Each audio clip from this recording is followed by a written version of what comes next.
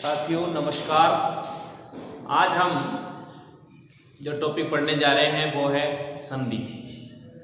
संधि देखिए, संधि एक ऐसा प्रकरण है जिसको पढ़ने के लिए बार बार पढ़ते हैं फिर भी भूल जाते हैं, लेकिन आज ऐसी ट्रिक से मैं आपको संधि पढ़ाने जाऊंगा कि आप निश्चित रूप से संधि को नहीं भूल पाएंगे। देखिए संधि क्या है।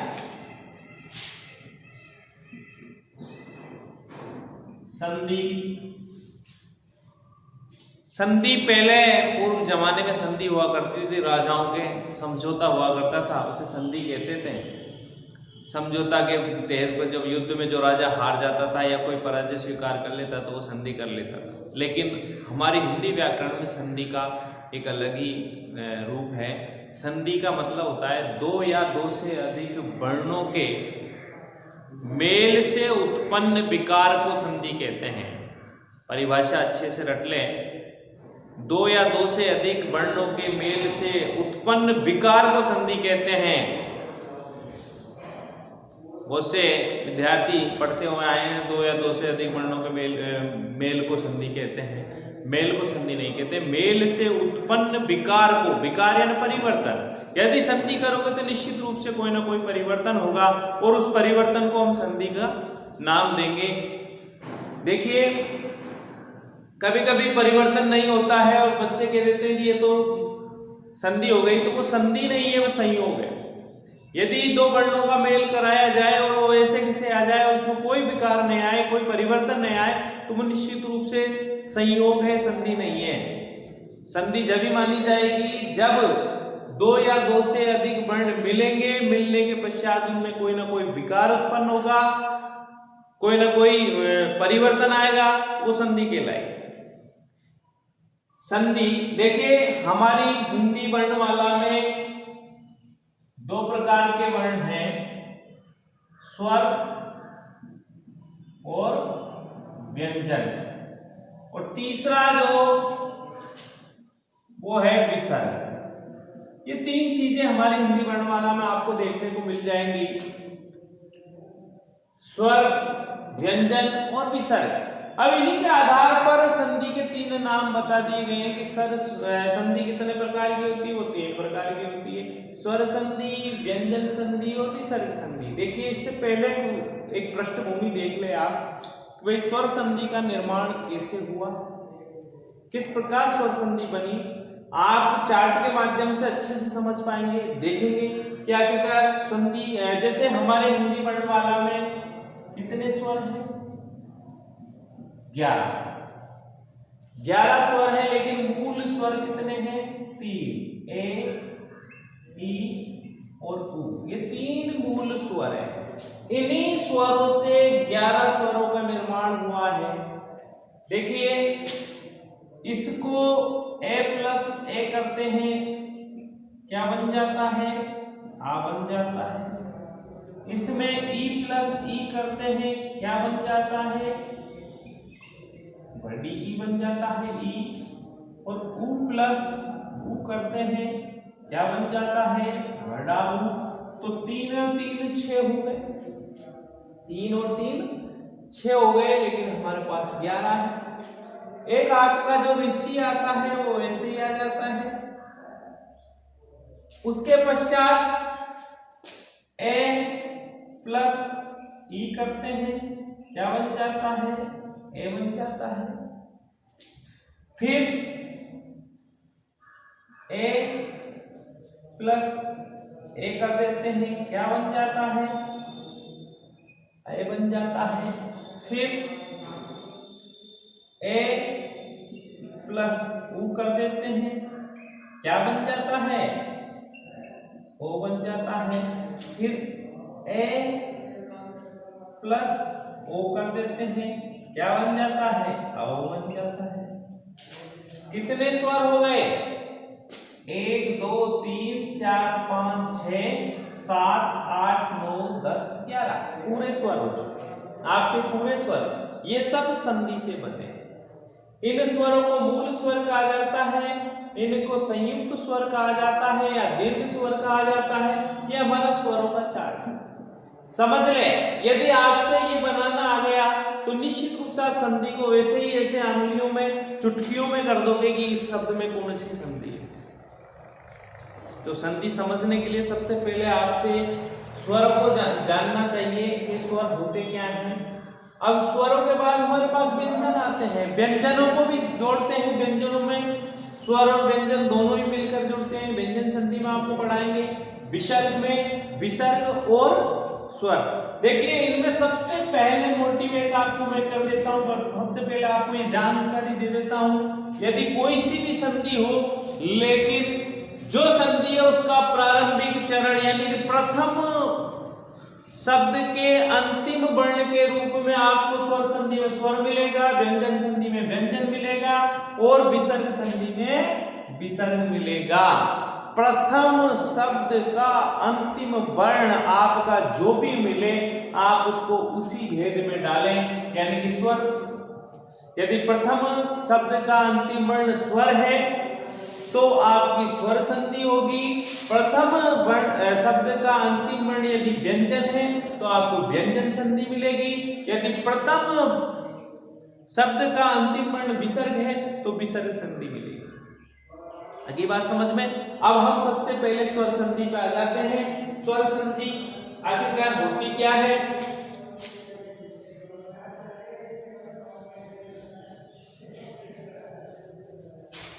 स्वर संधि देखिए, स्वर संधि, स्वर संधि स्वर से स्वर का मेल, स्वर से स्वर का मेल करने पर जो विकार उत्पन्न होता है वो कहलाता है स्वर संधि। स्वर से स्वर का मेल। व्यंजन संधि में व्यंजन से स्वर अथवा व्यंजन का मेल, और विसर्ग संधि में विसर्ग का स्वर अथवा व्यंजन से मेल विसर्ग संधि कहलाता है। आपकी समझ में आ जाना चाहिए। स्वर से स्वर, स्वर से स्वर। व्यंजन संधि में व्यंजन से व्यंजन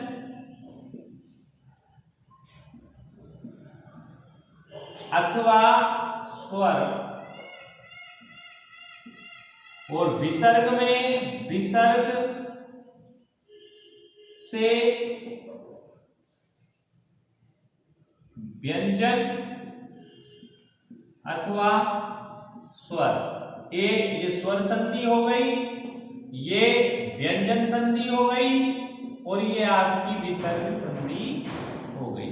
तीनों संधि आपके समझ में आ जाएगी। हिंदी की 3 संधियां हैं। स्वर से स्वर का मेल करेंगे तो स्वर संधि होगी। व्यंजन से व्यंजन अथवा स्वर का मेल करेंगे तो व्यंजन संधि होगी। विसर्ग से व्यंजन अथवा स्वर का मेल करेंगे तो विसर्ग संधि होगी। अब हम पढ़ रहे हैं स्वर संधि। स्वर संधि के 5 भेद हैं। स्वर संधि के कितने भेद हैं? 5 भेद हैं। स्वर संधि को 5 भागों में बांटा गया है, 5 भेदों में बांटा गया है। इसका सीधा सा आपका स्वर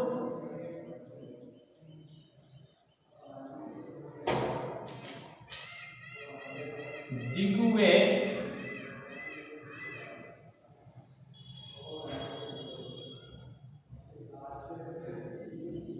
ये सूत्र है। 5 संधि दिगुवे, दिगुवे, इसको याद रख लें, आपको पूरी संधि क्लियर हो जाएगी। सबसे पहले आप पढ़ेंगे दीर्घ संधि।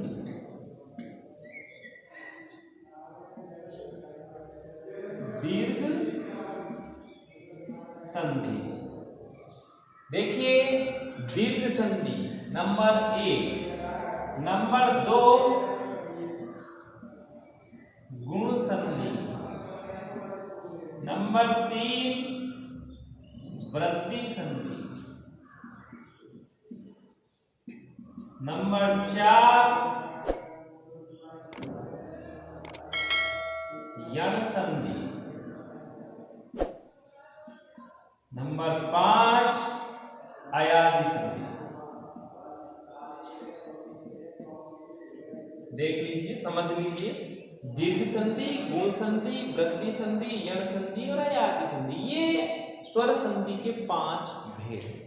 दीर्घ संधि में परिभाषा आपको रटने की जरूरत नहीं है, रटे नहीं, आप सिर्फ फॉर्मूले देखें कि आखिरकार फॉर्मूला क्या है, फॉर्मूला क्या है। इसमें ये तीनों जो मूल स्वर हैं, ये तीनों मूल स्वरों का दीर्घ रूप आपके सामने आएगा, आ, ई और उ। ये दीर्घ रूप में आपके सामने आएगा।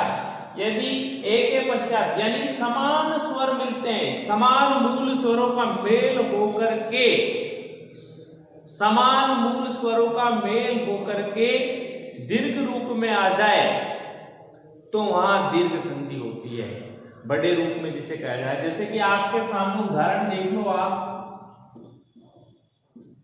रामावतार, विद्यालय,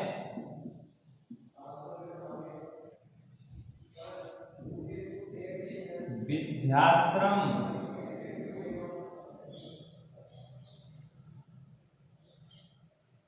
तो राम प्लस अवतार, विद्या प्लस आल्य और विद्या प्लस आश्रम। देख लीजिए, यानी कि आपको ये 3 स्वर मिलेंगे मूल रूप से, इनको डबल रूप में यानी दीर्घ रूप में आपको संधि यानी विच्छेद करेंगे तो इन तीनों में से कोई एक मिलेगा, और आप संधि करेंगे तो ये तीनों रूप अनिवार्य रूप से मिलेंगे, या तो आ मिलेगा, या ई मिलेगा, या उ मिलेगा। जैसे नदीश, नदीश कौन सा मिल गया, ये। कपीश कौन सा मिल गया, ये। लघुत्तर कौन सा मिल गया, ये पहले मिला हुआ ही है आपका ये। इस प्रकार ये दीर्घ संधि है। दीर्घ संधि में हमेशा ध्यान रखें, दीर्घ संधि में आपको ये तीनों वर्ण आपको मिलेंगे। देखिए ये 3 मूल स्वर हैं, इनके फॉर्मूले अगर आप देखना चाहो तो दीर्घ संधि में आप फॉर्मूले देख सकते हैं। दीर्घ संधि में कौन कौन से फॉर्मूले हमारे काम आते हैं, ये फॉर्मूले देखो, ए प्लस ए बराबर आ, ए प्लस आ बराबर आ प्लस आ बराबर आ, ये आ का फॉर्मूला है। 3 इसके खंड हैं, यानी कि ए प्लस ए भी हो सकता है, ए प्लस आ भी हो सकता है, और आ प्लस ए भी हो सकता है। आ प्लस ए फिर भी आपके आई होगा, यानी कि ये आ का फॉर्मूला हो गया। इसी प्रकार ई प्लस ई बड़ी ई प्लस ई बड़ी और ई प्लस ई बड़ी और ई प्लस ई और ये बड़ी।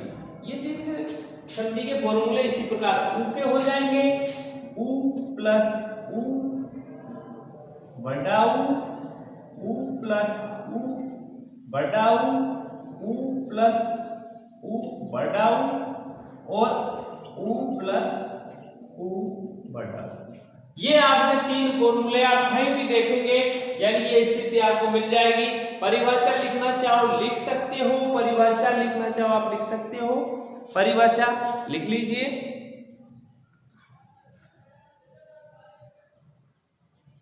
शब्द के प्रथम शब्द के अंत में ए ई उ तथा द्वितीय शब्द के प्रारंभ में ए ई उ में से कोई सा भी वर्ण आए और उनका मेल करने से जो दीर्घ रूप आता है उसे हम दीर्घ संधि कहते हैं। प्रथम शब्द के अंत में तथा द्वितीय शब्द के प्रारंभ में ए ई उ समान रूप में आने पर दीर्घ संधि होती है। ठीक है, अब आ जाइए आप गुण संधि। दूसरी संधि है आपकी गुण संधि। गुण संधि नंबर 2 गुण संधि। फॉर्मूला देख ले, ए आ प्लस ई उ और रिस, यानी कि आपका ये फॉर्मूला बैठता है गुण संधि में। ए आ के पश्चात यदि ई उ री आए तो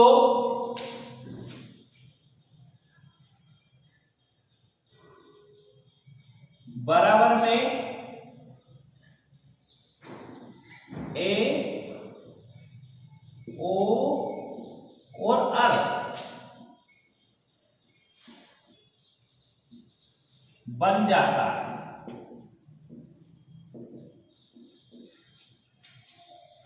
यानी कि समझ लीजिए, प्रथम शब्द के अंत में ए आ हो तथा द्वितीय शब्द के प्रारंभ में, प्रथम शब्द के अंत में ए आ हो तथा द्वितीय शब्द के प्रारंभ में ई उ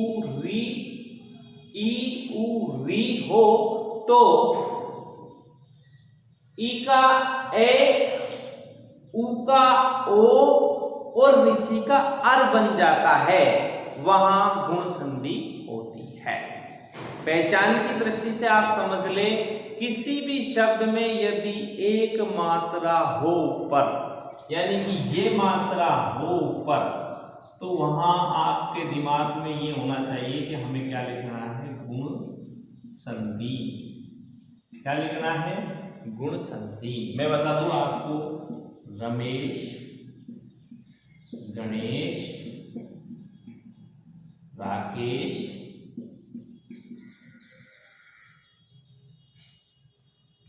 महेश,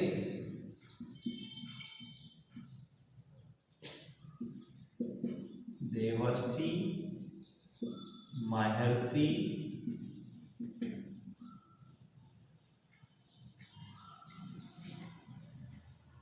और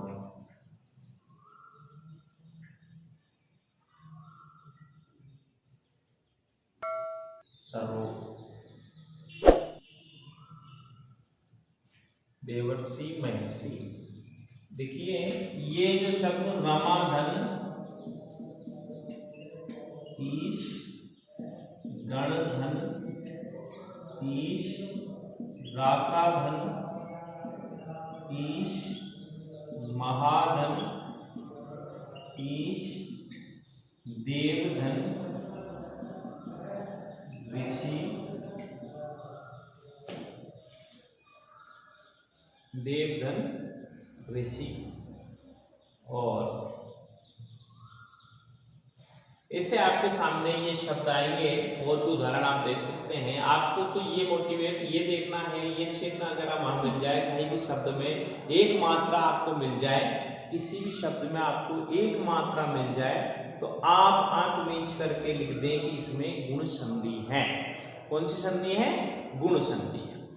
आगे बात समझ में। अगली संधि हम पढ़ने वाले हैं, जो अगला टॉपिक है वो है वृद्धि संधि। वृद्धि संधि। देखिए, वृद्धि संधि में आपको ए आ के पश्चात, ए अथवा आ के पश्चात ए आई ओ औ आ जाए तो हमको क्या करना है, इनका आई और औ में परिवर्तन करना है। तो जैसे उदाहरण में आप समझ लीजिए, सदैव, तो सदा धन ए,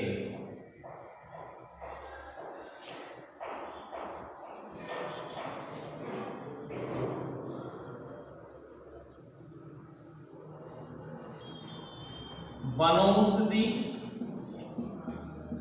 वनौषधि, तो ये है वन प्लस औषधि। तो इस प्रकार से ये आपकी वृद्धि संधि हो गई। आपको ये समझना है, परिभाषा समझ लीजिए। ए आ के पश्चात यदि ए आई ओ औ में से कोई सा भी स्वर आए और उनके मेल से यदि ये दीर्घ रूप धारण करते हैं, यानी कि स्वरों में वृद्धि होती है, तो वृद्धि संधि कहलाती है। जैसे कि आपके सदा धन एव, सदैव, वनौषधि है, वनौषधि, वन धन औषधि, ये इस प्रकार से आपकी वृद्धि संधि आ जाती है। आप पहचान के लिए आप ध्यान रखें कि ये दो मात्राएं, यानी कि ऊपर आपके ऐसे दो मात्रा मिले तो आप सोच लो कि ये क्या है, ये है वृद्धि संधि। यदि एक मात्रा मिले तो क्या है, गुण संधि। एक मात्रा गुण संधि और ये वृद्धि संधि, यानी कि एक का मतलब है गुण, दो का मतलब है वृद्धि। एक से दो में वृद्धि हो रही है ना, वृद्धि, ये ध्यान रखें। अगली जो संधि है हमारी वो देखें, अयादि या यण संधि, यण संधि, यण संधि नंबर 4। देखिए यण संधि, यण संधि का मतलब है टूटा हुआ अक्षर। आपके दिमाग में आ जाना चाहिए, कहीं भी आपके हल अक्षर यदि ये, वे और रे, इनसे पहले, ये वे रे, इनसे पहले यदि कहीं भी हल अक्षर आए, टूटा हुआ अक्षर आए, आधा अक्षर आए, तो आप आंख मीच कर लिख दो यण संधि। अब इसका एक फॉर्मूला आप लिख सकते हैं, वह मेरा लवर नहीं यवर है, वह मेरा यवर नहीं लवर है, या वह मेरा लवर नहीं यवर है। यवर, यवर का मतलब होता है यण संधि, यानी कि प्रथम वर्ण में कोई सा भी स्वर आए और द्वितीय वर्ण के रूप में ये वे रे में से कोई सा भी वर्ण आ जाए तो आप उसमें करेंगे यण संधि। देखिए यण संधि, इसमें ई, उ और री, इनके पश्चात क्या आएगा आपके,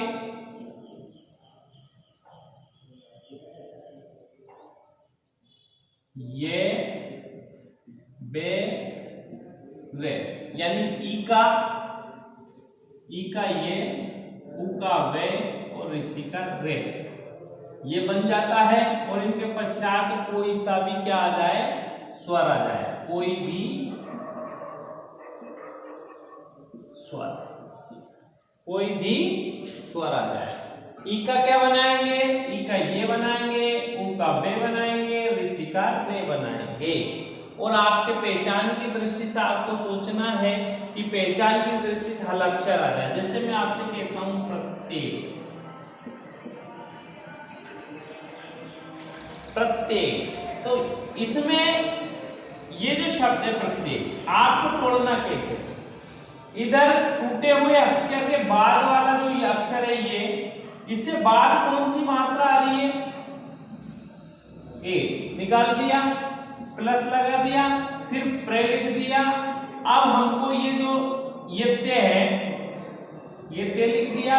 अब इसको किसमें बदलना है, इसको हमको ई में बदलना है, तो ये क्या बन गया, प्रतिधन एक। इसी प्रकार आपके एक और शब्द आ गया पर्यावरण,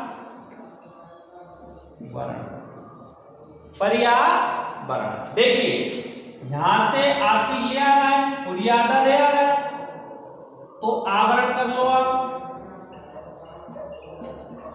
और पे कर लो, और रे कर लो, और प्लस लगा दो। अब इसको किस में बदलना है, इसको ई में बदलना है। परि प्लस आवरण, ये आपका संधि विच्छेद हो गया। जैसे आपके बदवागमन, बदवागमन, देखो अब आगमन तो आपने कर दिया, आगमन, आगमन हो गया। इसके बाद ये प्लस लगा दिया, फिर वे लिख दिया, फिर इसको जो धे लिख दिया। अब आपके सामने इस बे को हटाना है, ये बे किसमें बदलना है, इसमें बदलना है, किसमें बदलना है, इसमें बदलना है। तो इसको क्या करेंगे, बधु प्लस आगमन, बधु प्लस आगमन।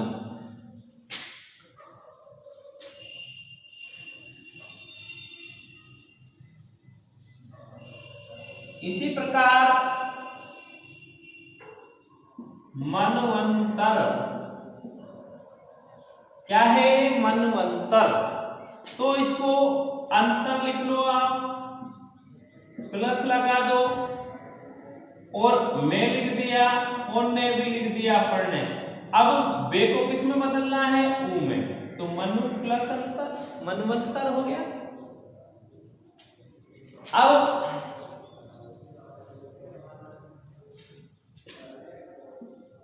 पित्राज्ञा, तो आज्ञा लिख दिया पढ़ने,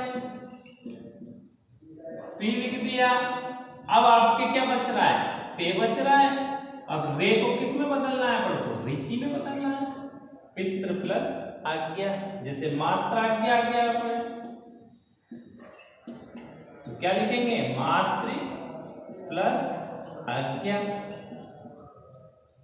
इस प्रकार हम यण संधि को कर सकते हैं। ये चीजें यण संधि, यण संधि ज्यादातर एग्जामों में पूछी जाती है, ज्यादातर यण संधि आपसे पूछी जाती है और यण संधि में बच्चे गच्चा खा जाते हैं। यानी कि इसमें क्या होता है कि इसमें स्वर बदलते हैं, यानी कि स्वर को व्यंजन में बदला जाता है।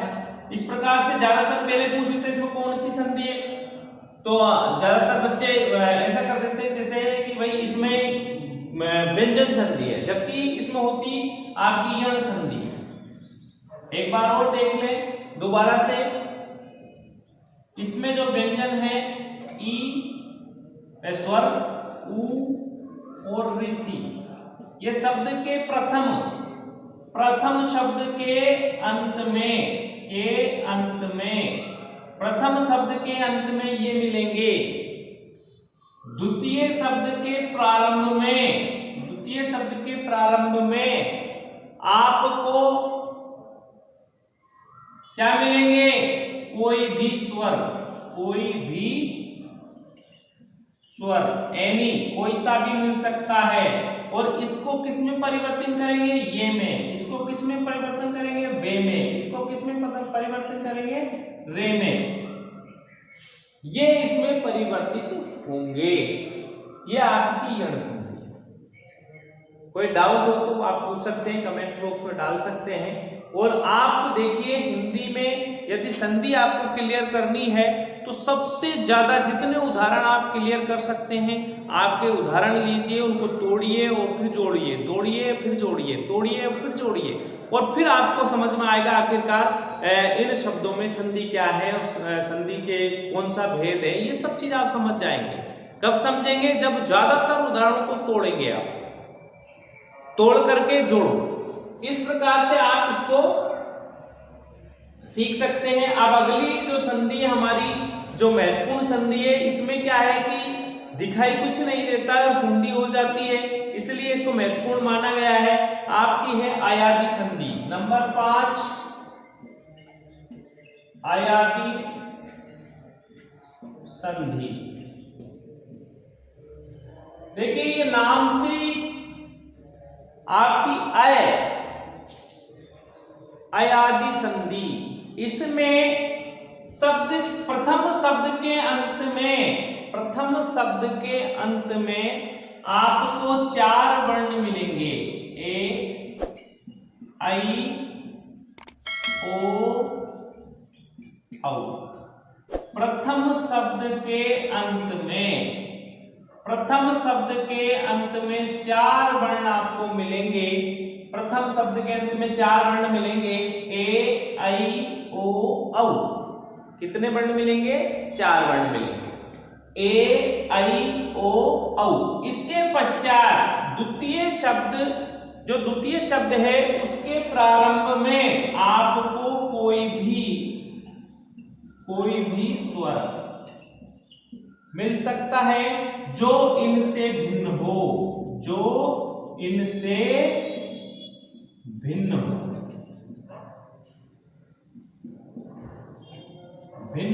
यानी कि ये नहीं कि ए में ए जोड़ दिया या आई में आई जोड़ दिया, ओ में ओ जोड़ दिया, औ में ओ जोड़ दिया, ऐसा नहीं, इनसे भिन्न होना चाहिए। ए है तो आपके इससे अलग होना चाहिए। अब ये स्वर मिल जाएंगे, कोई भी स्वर जो इनसे भिन्न हो, कोई सा भी हो सकता है। अब आपको ये मिल जाए ए, तो इसको किस में परिवर्तित करेंगे? ए को परिवर्तित करेंगे आय, आई को परिवर्तित करेंगे आय, और इसको परिवर्तित करेंगे अब, और इसको परिवर्तित करेंगे आप। ये 4 चीजें, ये तो ए किस में बदलेगा? आय में। ये आई किस में बदलेगी? आय में। ओ किस में बदलेगा? अब में। और आओ किस में बदलेगा? आप में। देख लीजिए आप, एक बार और समझ लीजिए, यानी कि आपको शब्द के अंत में, यानी प्रथम शब्द के अंत में ये स्वर मिलने वाले हैं, ए आई ओ औ। 4 शब्द आपको 4 वर्ण आपको मिलने वाले हैं, ए आई ओ औ। और द्वितीय शब्द में कोई भी स्वर मिल सकता है, कोई भी भिन्न स्वर,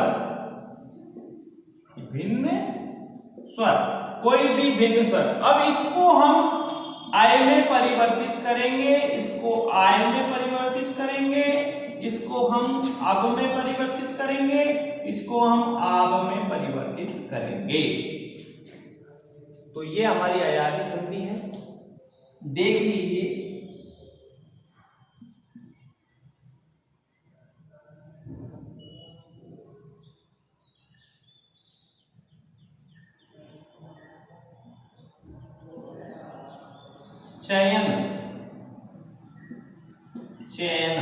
चयन, देखिए चयन, तो हमको इसका संधि विच्छेद कैसे करना है? चे प्लस अन, चयन। अब आपको गायन कैसे करेंगे? आय किसका बना? आई का, प्लस अन, ये बन गया गायन। फिर लिखेंगे हम पवन, तो ये किसका बनेगा? ओ धन अन। पावक, पौ धन अक। चारों उदाहरण आपके सामने, चयन, गायन, पवन, पावक। अब देखिए, अब आपके दिमाग में ये आ जाना चाहिए, अय, आय, अब और आप। यदि शब्दों का जब उच्चारण करें, आपको कोई शब्द मिल जाए और इनमें से कोई उच्चारण हो रहा है, जैसे पावक, या फिर आपके नायक आ गया, नाय, नाय, आय आ रहा है ना, नाय, आय आ रहा है ना, तो हम इसको सीधा इधर पीछे का तो ऐसे कैसे आके कर देंगे, प्लस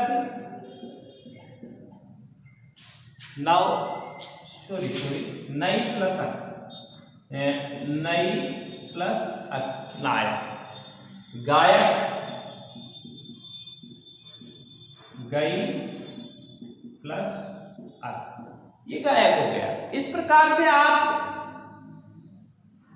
इस संधि को कर सकेंगे। सबसे सीधी है, वैसे उच्चारण आप करो तो उच्चारण करते समय शब्द यदि संधि शब्द है और आपको उच्चारण में ये कोई मिल जाए, इनमें से चारों में से कोई भी आपके उच्चारण में आ जाए, तो आप आंख बीच करके अयादी संधि लिख सकते हैं।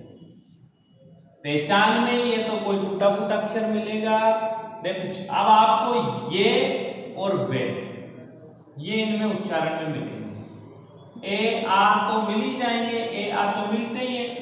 आए, आय, अब और आप, ये चारों चीजें यदि कहीं मिल जाए शब्द में, उच्चारण में आ जाए, तो आप आंख पीछ कर क्या लिख सकते हैं, इसमें लिख सकते हैं, इसमें अयादि संधि है। इसमें क्या है, अयादि संधि। तो अब आप मेरे हिसाब से आपको स्वर संधि समझ में आ गई होगी। स्वर संधि मैंने आपको अच्छे से पढ़ाई है। स्वर संधि, स्वर से स्वर का मेल होता है। इसके 5 भेद होते हैं, जो सूत्र हमने बताया था, दिग्व्यय, दीर्घ, गुण, वृद्धि, यण और यायादि। दीर्घ, गुण, वृद्धि, यण और अयादि। दीर्घ में समान स्वर मिलते हैं और दीर्घ रूप लेके आते हैं।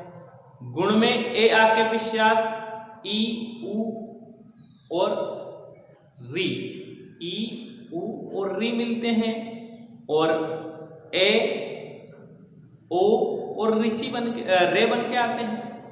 और वृद्धि में आपके ए आ के पश्चात ए आई और ओ औ मिलेंगे, और आपको आई और औ लेके आएंगे, यानी कि वृद्धि होगी, 2 मात्रा लेके आएंगे, ये वृद्धि संधि हो गई। यण संधि में आपको हल अक्षर मिलेगा टूटा, और उसमें ये, वे और रे, यवर मिलेगा। क्या मिलेगा, यवर मिलेगा। जैसे कहते हैं वो मेरा लवर नहीं, यवर है। और अयादि संधि आपको अभी क्लियर की है, आए, आय, अब और आप, चारों चीजें मिलेंगी। अब आपको स्वरों के हिसाब से इनको देखना चाहें तो आप इनको मिलान कर सकते हैं।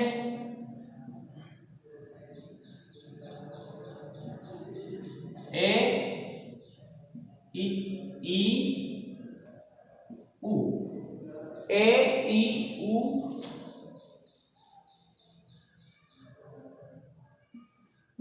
ए,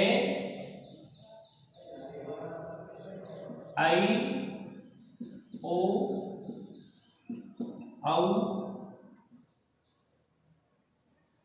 सॉरी देखेंगे, ए, ई और उ, ये क्या है, दीर्घ संधि है, इसका दीर्घ रूप आता है। और ए, आ, इसके पश्चात यदि ए, ई, उ आए,